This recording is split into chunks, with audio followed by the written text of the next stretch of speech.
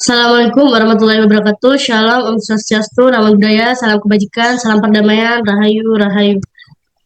Di sini kami dari kelompok 4, Hukum Tata Negara kelas C, akan mempresentasikan atau memberi kritik dan saran tentang menanggapi dari Trust Politika ke Tetras Politika dan perlunya checks and balances.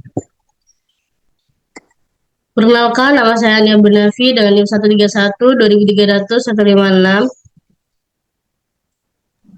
Perkenalkan, saya Stefania Candida Tiba dengan NIM 13 12 300 152. Perkenalkan, nama saya Nelsa Magdalena dengan NIM 131 2300 151. Perkenalkan, saya Nova Aiber Simanjuntak dengan NIM 131300123. Perkenalkan, nama saya Oni Satu Fitria dengan NIM 13 12 300 133. Perkenalkan, saya Siti Musdalifah, NIM 131 230 0164. Baik, kita akan bergeser pada perkembangan hukum. Perkembangan hukum yang pertama ada hukum generasi pertama, yaitu hukum lisan. Hukum lisan sendiri adalah hukum yang paling kuno. Hukum lisan disampaikan dan diselesaikan saat itu juga melalui lisan, dibawakan secara subjektif. Di dalam hukum lisan, hakim mempunyai otonomi yang besar. Lalu yang kedua adalah hukum generasi kedua, yaitu hukum tertulis. Hukum tertulis itu dicatat agar dapat mengkoordinasikan dan mengendalikan pendapat hakim. Dan hakim harus mengikuti aturan yang disetujui badan formal. Hal ini mengakibatkan mengakibatkan otonomi hakim menjadi terbatas. Oke, selanjutnya yaitu hukum cetak, hukum generasi ketiga.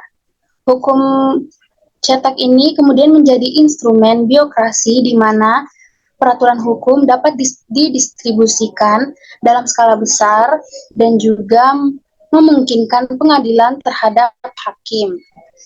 Selanjutnya yaitu hukum generasi keempat, yaitu hukum digital. Ada banyak manfaat yang didapatkan atau ditawarkan dalam sistem hukum digital, seperti kemudahan mengakses putusan hakim, pertanyaan-pertanyaan hukum masyarakat dapat dijawab melalui sistem digital. Penyebar luasan aturan hukum dalam skala yang lebih besar, meskipun terdapat kekhawatiran akan berkurangnya fleksibilitas dalam pengambilan keputusan administratif melalui sistem komputer.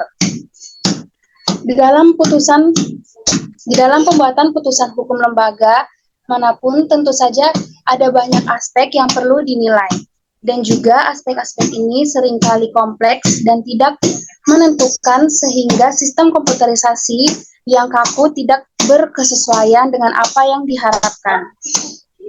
Menindaklanjuti dengan poin-poin sebelumnya, kali ini kami akan membahas tentang sistem komputerisasi hukum yang memiliki 2 poin, yaitu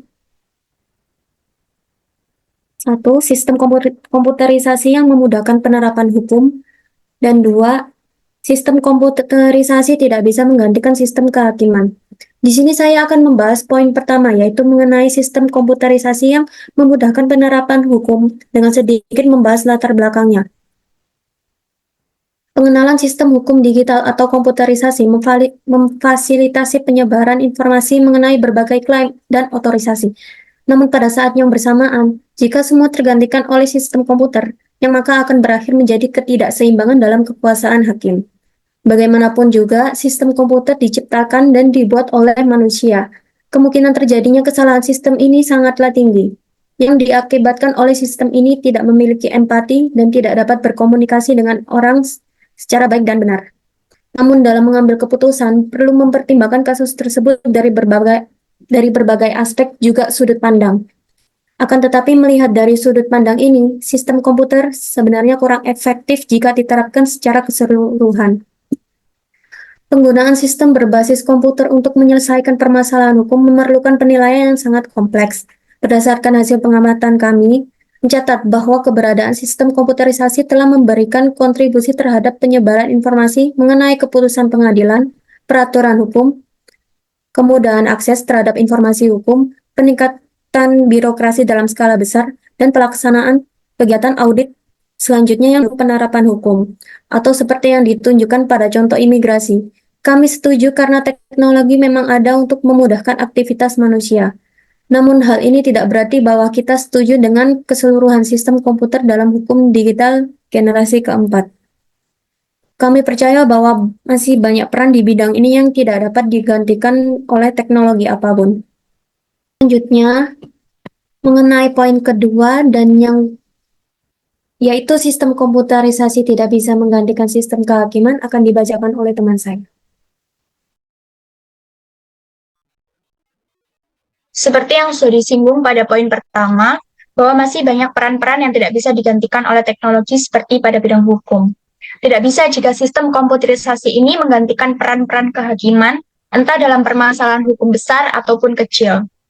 Karena hakim bukanlah corong undang-undang, sedangkan sistem komputerisasi yang jika digunakan untuk menyelesaikan permasalahan hukum atau pembuatan keputusan hukum atau regulasi seperti di Belanda, maka sistem tersebut hanya akan menjadi corong undang-undang. Tentu saja hal ini tidak berkesesuaian dengan tujuan pemidanaan neoklasik, di mana tidak hanya perbuatannya yang dinilai, tetapi aspek kondisional juga dinilai secara seimbang. Yang mana dalam pandangan kami, hanya manusia, dalam hal ini hakim, yang dapat melihat sejauh ini dan dapat menganalisis dalam ini. Seperti dalam pembuatan keputusan oleh lembaga manapun, tentu saja ada banyak aspek yang perlu dinilai, dan aspek-aspek ini seringkali kompleks dan tidak menentukan, sehingga sistem komputerisasi yang kaku tidak berkesesuaian dengan apa yang diharapkan. Jadi, penerapan sistem hukum digital atau komputerisasi memang memudahkan dalam hal menyebarluaskan informasi mengenai hukum, seperti yang sudah disinggung sebelumnya. Namun, jika secara serentak semua digantikan oleh sistem komputer, maka akan terjadi ketidakseimbangan dalam kekuasaan kehakiman. Bagaimanapun sistem komputer dibuat dan diciptakan oleh manusia, kemungkinan untuk terjadi error sistem sangat mungkin terjadi. Sistem tidak memiliki empati dan tidak berkomunikasi dengan manusia. Sedangkan dalam pengambilan keputusan suatu perkara harus dilihat dari banyak aspek dan sudut pandang. Jika dilihat dari hal ini, memang sistem komputer kurang efektif jika diterapkan dalam menggantikan posisi hakim. Lalu bagaimana agar terjadi keseimbangan yang baik dalam pemanfaatan hukum digital? Berikut penjelasan yang akan disampaikan oleh rekan saya selanjutnya.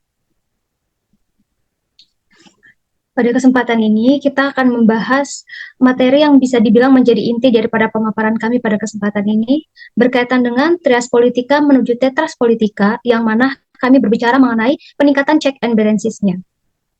Jadi, ada 2 poin yang mau kami paparkan.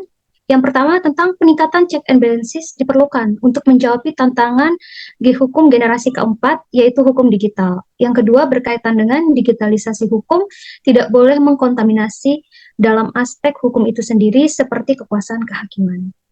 Nah, pada poin yang pertama ini kami melihat bahwa fungsi pengawasan di dalam trias politika itu sendiri memang sudah tidak bisa lagi menjawab atau sudah tidak relevan lagi dengan hukum generasi keempat, yaitu hukum digital.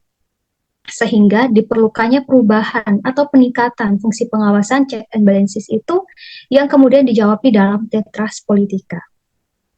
Kelompok kami bersepakat bahwa memang masyarakat di era hukum digital ini membutuhkan kekuatan pengawasan yang lebih untuk bisa mengawal birokrasi yang cakupannya jauh lebih luas dan terkomputerisasi.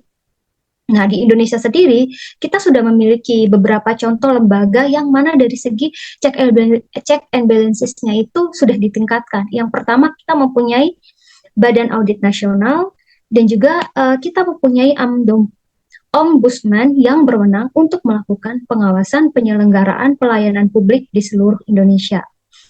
Badan-badan ini, seperti yang sempat disinggung di dalam artikel yang kami bahas, juga diharapkan bahwa lebih ditingkatkan lagi fungsi independennya. Nah, kami juga mengharapkan hal yang sama, agar badan-badan ini bisa lebih independen lagi. Dan kami juga tentunya mengharapkan bahwa semoga ke depannya ada lebih banyak lagi badan-badan yang seperti Badan Audit Nasional dan Ombudsman yang jauh lebih independen lagi sebagai fungsi tambahan untuk mengkawal atau mengawasi hukum digital atau hukum digital yang sudah dikomputerisasi untuk meningkatkan fungsi check and balances-nya. Mengenai poin kedua ini berkaitan dengan apa yang kami maksudkan dengan kontaminasi akan dibahas oleh rekan saya selanjutnya.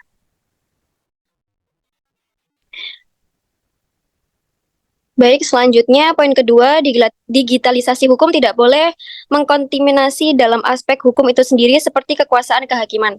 Akan tetapi berdasarkan artikel, kami juga ingin menyoroti seputar tekanan dari masyarakat yang dianggap mampu mendorong terbentuknya badan pengawasan atau sebagai bagian dari pengawasan itu sendiri. Kekuatan dari tekanan masyarakat sudah dibuktikan dengan adanya kasus Freddy Sambo, di mana kasus tersebut terdapat proses penyelesaian pidananya lebih transparan karena adanya tekanan dari masyarakat. Meskipun hal ini bisa dikatakan adalah contoh yang baik dari adanya tekanan masyarakat, namun kami juga ingin menghadirkan kemungkinan buruk dari tekanan publik tersebut. Kami juga mengharapkan bahwa hakim tidak terbawa oleh tekanan publik dalam memutuskan suatu perkara sehingga sifat hakim yang independen tetap terjamin.